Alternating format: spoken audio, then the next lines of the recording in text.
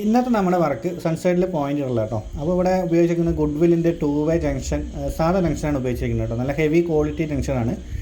അപ്പോൾ ഇവിടെ നമ്മൾ പേപ്പർ നമ്മൾ അടിയിൽ സെറ്റ് ചെയ്യുമ്പോൾ ഇതുപോലെ ടാപ്പ്, ഇൻസുലേഷൻ ടാപ്പ് അടിച്ച് കൊടുക്കുകയാണെങ്കിൽ പേപ്പർ നീങ്ങി പോകില്ല കേട്ടോ. കോൺക്രീറ്റ് സമയത്തൊന്നും പേപ്പറുകൾ നീങ്ങി പോവുക അങ്ങനെയുള്ള പ്രശ്നങ്ങളൊന്നും ഇല്ല. ഇവിടെ 10-17 ലൈറ്റുകളോളം നമുക്ക് വെക്കാനുണ്ട് കേട്ടോ.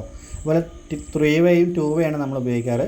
ഈ 3-വേ ഉപയോഗിക്കുന്നത് നമുക്ക് ഓരോ ലൈൻ എടുക്കാതെ പോലെ മൂലയിൽ നമുക്ക് ഈ കോർണർ ഭാഗത്തൊക്കെ നമുക്ക് ബെൻഡ് തിരിക്കുമ്പോൾ, അതായത് പൈപ്പ് തിരിക്കുമ്പോൾ നമുക്ക് അത് 3-വേ വെച്ച് കൊടുക്കുകയാണെങ്കിൽ നമുക്ക് മൂലയിൽ ലൈറ്റുമായി ആ കോർണർ ലൈറ്റുമായി നമുക്ക് പൈപ്പ് തിരിക്കാനും നമുക്ക് ഉപയോഗപ്പെടും കേട്ടോ. അതുപോലെ ഓരോ സ്ഥലത്തും നമ്മൾ ഓരോ എൻഡ് വരുമ്പോൾ നമ്മൾ ഓരോ പൈപ്പുകൾ കയറ്റി ഇങ്ങനെ ഇട്ടിട്ടുണ്ട് കേട്ടോ. ബെൻഡിട്ട് കയറ്റി നിർത്തിയിട്ടുണ്ട്.